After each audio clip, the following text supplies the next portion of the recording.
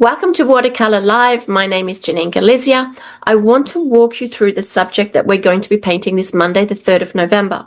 Now, when you look at this subject, it is beautiful. It has emotion. It's beautifully painted. It's a painting.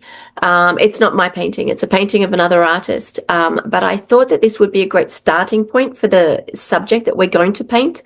But what I find extremely important in this painting is that it goes beyond technique.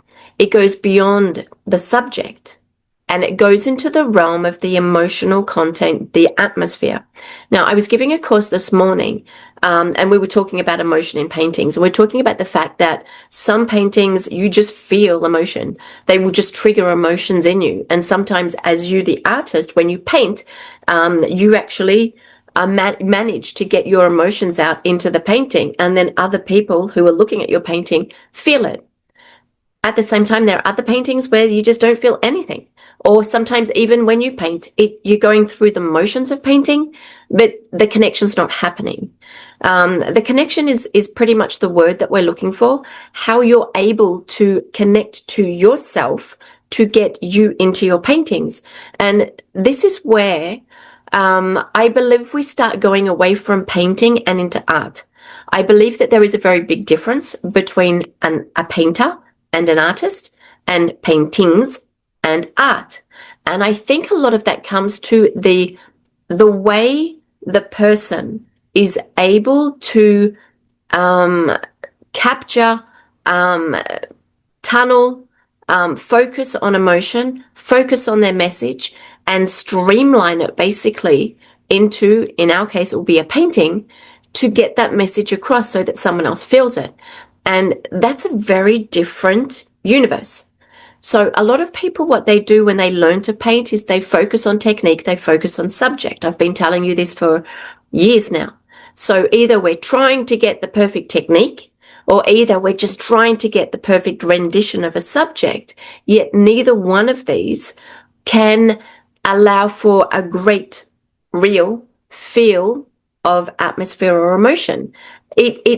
They sort of take you more to a great understanding. What a wonderful technique. It's well painted, masterful. These are the sort of comments that you'll hear. In front of an emotional painting, people don't talk. I can tell you that from watching many of my own exhibitions and other people. When people are emotionally attached to a painting, they don't talk. They don't move around. They don't walk around. They hold.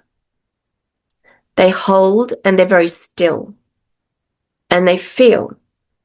So what's happening, and why is it happening in this painting? And are you able to enable your paintings to get more feel into them? Are you able to express yourself as an artist? Are you able to go beyond the technique and the subject to start turning paintings into art, meaning that we are really literally channeling that connection between artist and the painting so that the painting becomes more alive, if you like. It holds emotion. It holds a message. It's not just a pretty picture to hang on the wall. So what I wanted to do this Monday is look at this subject. It's so well balanced. Balanced is one of the key words here, because you do have good technique. You do have good subject treatment. And you do have the ingredients that allow the mood, the atmosphere, and the emotion to come through. But it's a balance, and it has to be a balance. Too technical, it can become clinical and cold. Too much focusing on the subject, again, becomes cold, or becomes, oh, that's well done. Too emotional, and you don't have any of the technique to back it up, or the subject credibility, and you can kind of feel like the painting goes sometimes into the anything goes category. So there's a balance between them.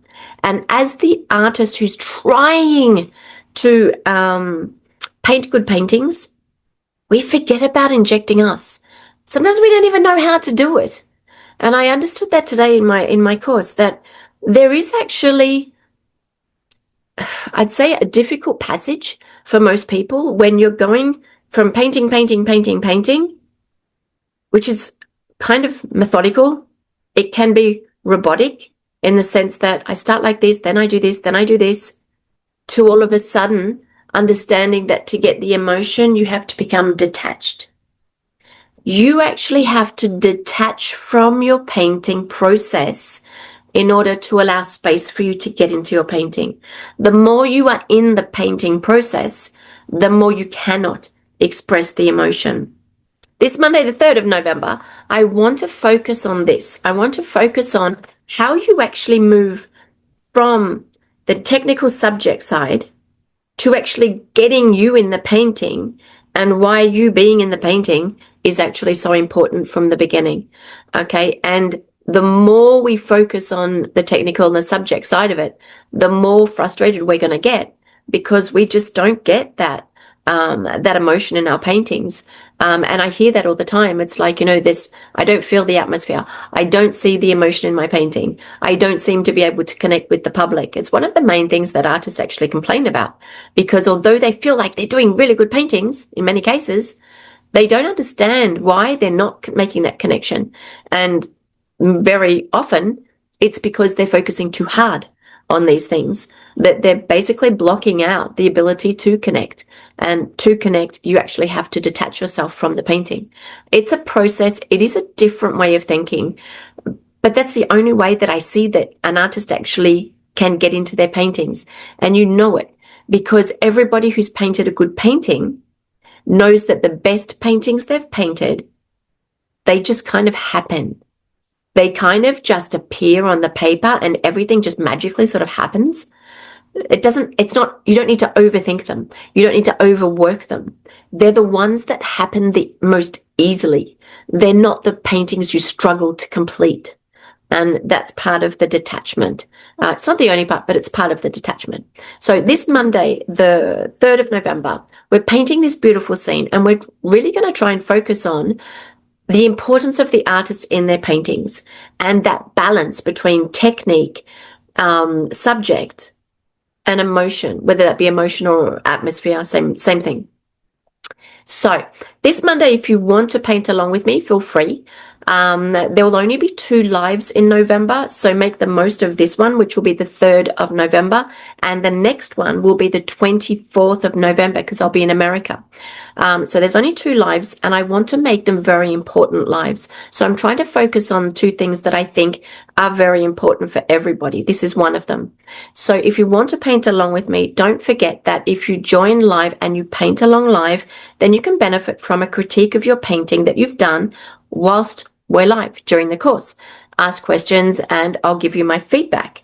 Now, if you can't join us live on Monday, then just by inscribing, you'll get the link to the live recording that, in both cases, if you join live or if you watch the replay, you have live access to the recording for life. And to be perfectly honest, I think this is going to be a very interesting conversation, because it's going to open a Pandora's box really on that difference between the painter and the artist, and how a painter can move more into the artistic field. And I think it's a really important subject to talk about, because I see that's one of the hurdles that people do get stuck on. And that was the conversation that we had this morning.